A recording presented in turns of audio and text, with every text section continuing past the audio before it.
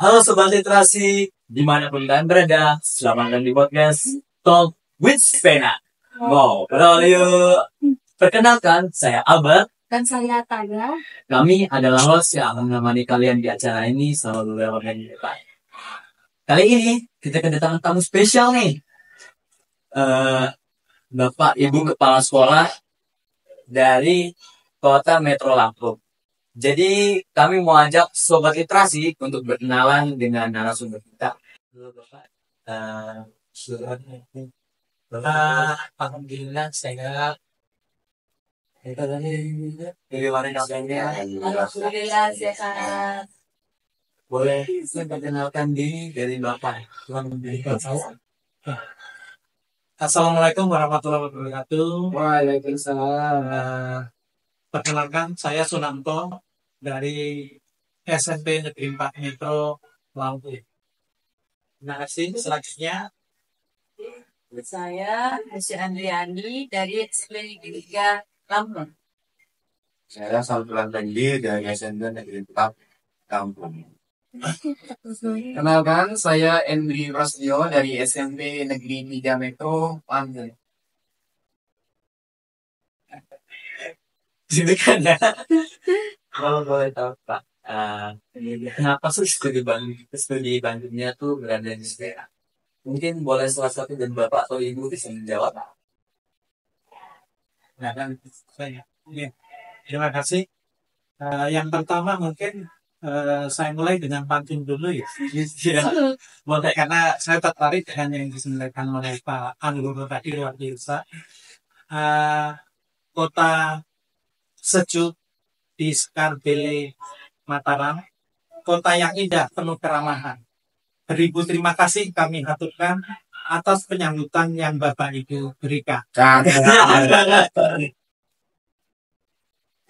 Sebelumnya mohon izin mewakili teman-teman, merupakan satu kebahagiaan bagi kami bisa ngopi bareng, ngobrol pintar dengan sepena ya, dengan sepena tim literasi di SMP Negeri 6 Kota Mataram.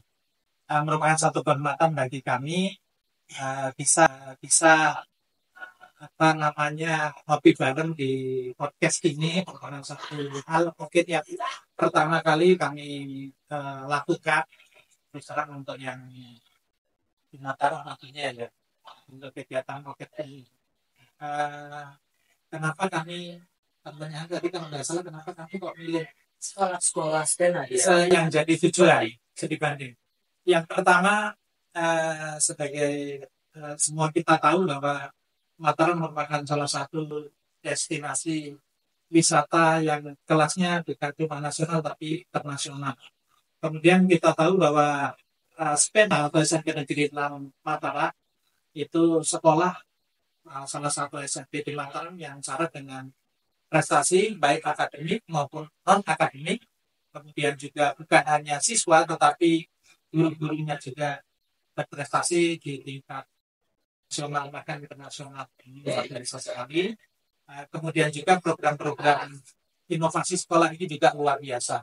Mungkin itu yang membuat kami memilih SMP Negeri 6 Mataram sebagai salah satu destinasi atau tujuan magang dari pemerintah Kota Metro, khususnya kami yang ditugaskan di sini dari SMP Negeri 3 dan 4 Kota Metro Lampung. Itu bisa Oh iya, Pak, saya juga penasaran. Apakah agenda studi banding ini memang rutin dilakukan dan sudah kemana saja sih? Ya, terima kasih. Saya dulu ya, saya nanti setelah ini mungkin terus ya. Kota Metro merupakan salah satu kota dengan visi terwujudnya kota metro yang pendidikan, kemudian berbudaya, dan sejahtera. Dari salah satu poin dalam visi tersebut tentunya salah satu unggulan kota metro adalah dalam bidang pendidikan. Terkait pendidikan ini, maka kota metro mengagendakan atau mengambil satu program yang disebut dengan mungkin saya salah sedikit dari kami tapi magang. Jadi kita melakukan magang ini 1 tahun 2 kali. Dan ini magang di tahun yang keempat ya, kita yang keempat selama saya jadi kepala sekolah. Karena setiap tahun itu 2 kali. Pertama kali diberangkatkan ke Surabaya, kemudian setelah itu ke Sleman. Dari Sleman kita pindah ke Denpasar. Setelah dari Denpasar kita ke Banyuwangi, Medan dulu, ke Medan, kemudian ke Subang, ke Banyuwangi, Aceh, dan ini yang ke-8 di Mataram. Sebenarnya kemarin ada 2 pilihan ya, ada ditawarkan ke Makassar dan Mataram. Kami milih ke Mataram, kan kita yang ditawari. Kalau milih memang dari dulu pengennya ke Mataram. Iya, luar biasa Mataram. Iya, mungkin ada tambahan. Kegiatan studi banding itu memang benar menambahkan sedikit kalau studi banding ini dilakukan dalam 1 tahun itu 2 kali. Dalam perjalanan studi banding itu banyak pengalaman dan inovasi yang kami dapat adopsi. Jadi perjalanan yang ini 8 kali ini dan ini yang ke-8. Ini di sini kami menemukan podcast yang kedua ya Pak ya. Iya, betul. Yang pertama dulu kami podcast itu di Surabaya. Dan ini adalah podcast yang kedua di SMP Negeri Mataram. Terima kasih Pak Guru yang jawabannya. Mungkin kita pindah ke pertanyaan. Baik. Lalu pertanyaan selanjutnya mungkin berapa lama kegiatan studi banding dilakukan dan apa saja yang dilakukan? Bisa spill sedikit terkait apa yang dilakukan mungkin dari dulu. Untuk pelaksanaan magang ini secara jam hari kerja ini kita 5 hari kerja dan Senin sampai dengan hari Jumat. Nah, untuk dengan perjalanan kita begini. Kita dari Sabtu kita sudah harus keluar dari Mataram. Kita harus naik metro Lampung. Yang dilakukan selama di SMP tapi selama kita bisa lihat program-program kegiatan dan yang dilakukan di sana kalau kita perbulannya kemarin kita sudah bisa memiliki narasi agama, bisa narasi tentang kebudayaan atau budaya bagi Mataram.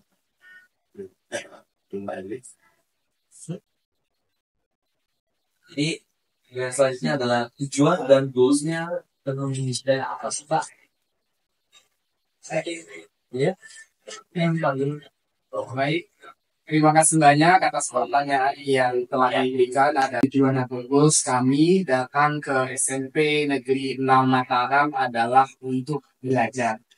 Jadi tujuan utama kami adalah untuk belajar apa saja hal yang bisa dipelajari. Yang pertama tentu saja tentang kepemimpinan.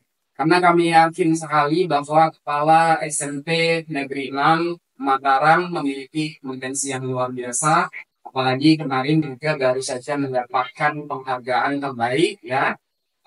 Terbaik 1 ya kalau tidak salah di tingkat provinsi dengan inovasi harmonisasi dan koordinasi aplikasi digital, restruksi utilitas satgas dan manajemen yang humanis. Itu sesuatu yang luar biasa. Yang pertama kami ingin belajar tentang kepemimpinan. Yang kedua kami ingin belajar tentang pengelolaan sekolah. Dalam hal ini kaitannya dengan manajerial dan bagaimana cara menghandle sumber daya manusia yang ada di dalamnya, baik itu dari sisi pendidik maupun dari sisi tenaga pendidikan atau dari sisi peserta didik atau bahkan warga sekolah atau bahkan cara mengedukasi masyarakat sebagai konsumen utama dalam kegiatan ini ya. Selanjutnya kami juga ingin belajar tentang praktik baik yang ada di SMP Negeri 6 Mataram. Kemarin kami baru saja melihat anak-anak melakukan kegiatan literasi ya di hari Selasa dan Rabu tadi pagi. Selanjutnya nanti di hari Kamis dan Jumat juga ada literasi kitab suci untak ya. Dan yang terakhir di hari Sabtu budaya. Nah, selain belajar tentang hal-hal yang sudah baik dilakukan di sini, kami juga ingin melihat beberapa pengembangan siswa kaitannya dalam hal ekstrakurikuler yang ada di sini. Dan kami juga melihat bahwa ketika berada di dalam kelas, kami melihat pembelajaran itu sangat menyenangkan bagi anak-anak yang ada di dalamnya. Nah, tentu saja ini juga menjadi pertimbangan kami, tujuan kami untuk lebih belajar lagi tentang bagaimana cara mengelola kelas. Ya, karena itu bagi kami juga sangat penting karena latar belakang saya sebagai guru. Ya. Nah, yang terakhir tentu saja tujuannya adalah harapannya kami bisa mengadopsi hal-hal baik yang sudah ada di SMP Negeri 6 Mataram ini di sekolah kami. Tentunya dengan karakteristik atau kebutuhan sekolah kami masing-masing. Karena bisa jadi di sekolah ini dilakukan sangat baik tetapi tidak cocok di sekolah kami. Mungkin dengan beberapa penyesuaian. Terima kasih, Mas Albert. Ya. Makasih ya, Pak. Jawabannya bagus sekali loh ya. Ya, mari kita ke pertanyaan selanjutnya. Bagaimana sih Pak kondisi pendidikan di kota Bapak Ibu dan tantangannya apa saja? Paham? Yang berat-berat. Terima kasih. Luar biasa pertanyaannya. Artinya ini pertanyaan yang kalau berat kan betul biasa. Yang nanya juga luar biasa. Oke, saya akan mencoba menjawab. Sebagaimana tadi saya sampaikan di awal bahwa kota itu merupakan kota yang tadi salah satu visinya itu bagian dari visi tadi adalah peningkatan dalam bidang pendidikan. Nah, terkait ini memang pemerintah kota Metro concern dalam hal peningkatan mutu pendidikan. Sebelum pertanyaan ini tadi sudah dijawab oleh Pak MD Prasetyo yang mengatakan bahwa tujuan salah satu kegiatan magang ini adalah untuk peningkatan mutu baik guru maupun kepala sekolah dan guru. Kepala sekolah tadi dan manajemen, kalau guru ke pembelajaran dan sekaligus inovasi sekolah. Kalau saya tadi hanya menyimpulkan. Kemudian yang terkait pertanyaan ini, kalau apa yang menjadi tantangan di kota Metro saat ini, sebenarnya hampir di semua daerah itu tantangan utama bagaimana caranya untuk meningkatkan sumber daya manusia, khususnya pendidik dan tenaga kependidikan dalam hal ini supaya memiliki kompetensi yang diharapkan dalam peningkatan lulus sekolah, utamanya seperti itu. Nah, intinya tantangan kami sekarang ini bagaimana upaya peningkatan, dan salah satunya kita sudah sama-sama tahu pemerintah kota mengadakan salah satu kegiatan yang disebut dengan magang. Dan kegiatan magang ini perlu diketahui dari 8 kabupaten kota provinsi yang kami kunjungi, ternyata memang baru kami yang melakukan. Dan dari tindak lanjut ini meningkatkan sistem pelayanan atau peningkatan profesionalisme ASN di kota itu. Dan ini dapat dilaksanakan dengan adanya kegiatan. Lalu kalau salah dari pertanyaannya selain tantangannya aja ya. Tantangannya bagaimana sih kita masih harus selalu kepengen meningkatkan sumber daya manusianya, baik pendidik, pendidikan jadi guru, kepala sekolah, laporan, pustakawan itu yang itu dalam banyak pendidikan. Itu yang sekarang menghadapi gimana? Terima kasih Pak. Jawabannya kita juga bisa belajar tentang apa yang sudah dilakukan dari Bapak, kemana pergi magang ke kabupaten lain untuk ya meningkatkan kompetensi. Ya. Oke, kita Ya. Pak, menurut Bapak, apa prestasi dan saran untuk SMP? Saya pakai ya ternyata ini menambahkan ya, kalau saya kurang kalau lebih kan kalau saya kira tahun kurang ya. Kalau bicara tentang sama kayaknya sudah perfect ya sekolah, kan kita sulit kalau mencari kekurangan, kayaknya kelebihannya yang itu ya. Tapi akan saya sebutkan yang pertama, Yang jelas intinya sebenarnya nggak ada kekurangan ya. Kalau ada yang boleh minta saran aja ya. Saya jawab. Kalau saran kan kita hanya pengen yang terbaik. Yang jelas semuanya sudah dilakukan oleh Sepena ya, saya negeri hanya mungkin ada beberapa hal. Tentunya kalau kita bicara ya hanya masalah yang kebetulan menurut saya itu di tempat kita dilakukan, mungkin di sini juga dilakukan tapi mungkin belum sampai ke optimal. Kebetulan kemarin disampaikan oleh Bu Devi tentang penghargaan PJAS ya nanti. Itu saran saya kalau bisa semua produk apapun yang dijual di kantin itu mendapat izin dikonsumsi oleh minimal oleh kita. Syukur-syukur dari BPOM. Kalau kemarin kan hanya meneliti ya. Syukur-syukur di sini ada, kalau memang sekolah sehat biasanya kalau kami punya Pokja, apa yang disebut dengan Pokja uji makanan kantin. Jadi akan melihat apakah yang dijual di kantin itu bebas dari 5P. P itu pengenyal, pewarna, pemanis, kemudian pengawet. Satunya apa ya? P. Pewarna, pengenyal, pemanis, pengawet, pewarna. Iya, pewarna. Harus bebas dari 5P. Itu yang pertama. Berarti kalau itu sampai kita punya itu aman sekali. Bahkan kita mungkin bisa ketika ada lomba makanan jajan anak sekolah itu bisa juara 1 nasional. Itu ya harapannya kalau ada lomba yang makanannya yang dilombakan. Kemudian yang kedua, saya lebih fokus ke UKS. Saya belum lihat peluang UKS, tapi saya yakin peluang UKS-nya bagus. Yang kan saya sampaikan kalau misal peluang UKS itu antara laki-laki dan perempuan itu terpisah. Bedanya minimal ya satu ruang 5 lah ya. Jadi nggak bisa seperti apa ya, minimal seperti puskes kecil ya, posko lah ya, posko pembantu. Kemudian di sana usahakan juga ada toilet juga yang terpisah. Sudah seperti itu tadi. Kalau sudah ada toilet yang terpisah, ada toilet satu lagi khusus untuk anak-anak putri yang juga dapat. Udah kedua juga. Alhamdulillah. Kalau itu sudah berarti semua ini sudah layak untuk itu. Sudah dibuat juga kader UKS.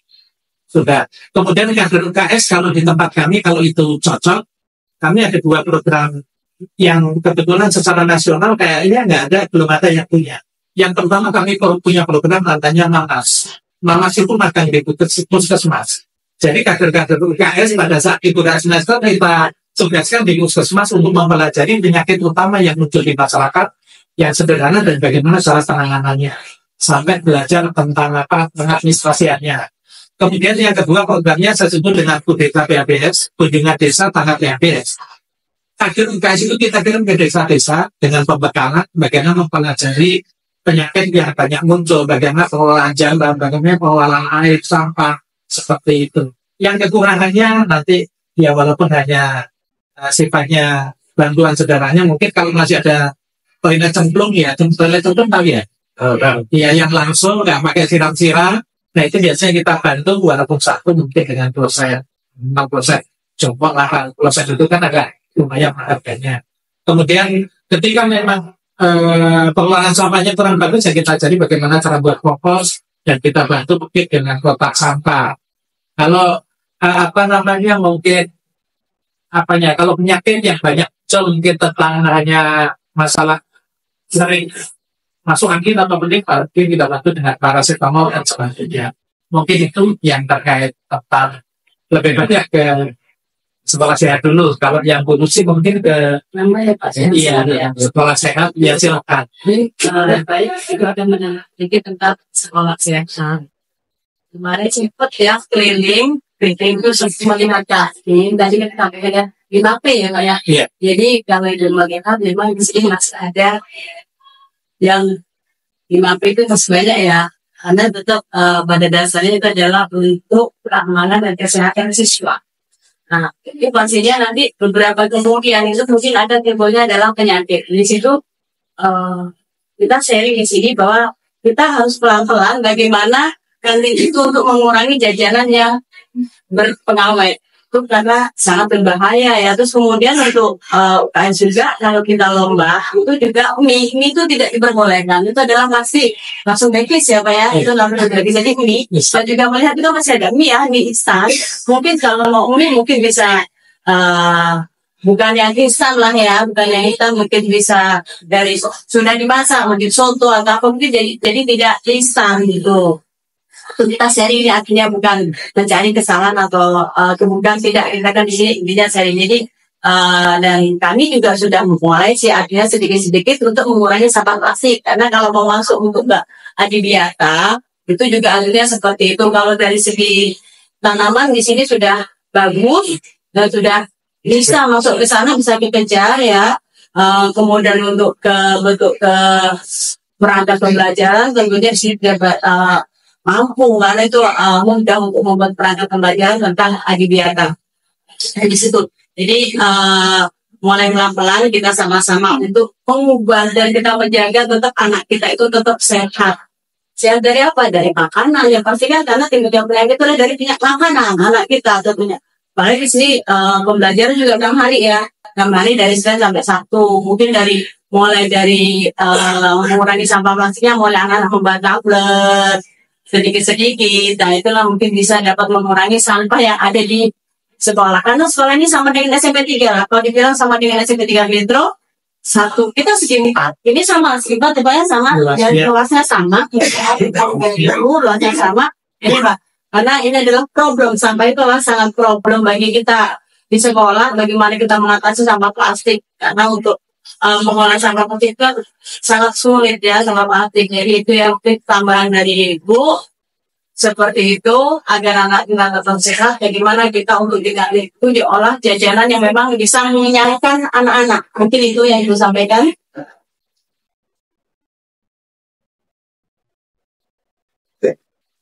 Cukup ya? Saya tambahkan lagi ya Bu Devi. Saya tertarik kemarin kalau nggak salah satunya ada kegiatan yang terkait sampah ya di sini. Yang Iya. Projective itu. Kalau kami hanya untuk ini ya, kami namanya Sumpah Dimas dulu. Jadi Sumpah Dimas sulap sampah jadi emas. Jadi intinya anak-anak itu bukan hanya sampah yang dari sekolah, bahkan dari rumah tangga dibawa ke sekolah, nanti kita panggil pengumpul ditimbang kemudian dijual. Nah itu ditabung, tabungan siswa ada, terkelas ada. Itu ada yang nanti kalau dalam kurun waktu tertentu mungkin selama 1 atau 2 tahun bisa jadi dijual jadi emas, maka disebut sumpah sampah jadi emas. Kemudian saya tertarik apa yang disampaikan oleh program dari Pak Anggoro tadi ya, ada salah satu program yang tentang Bali ini ya. Dan atau itu sama dengan agen anti perundungan. Kalau belum ada sebaiknya dibentuk itu sendiri.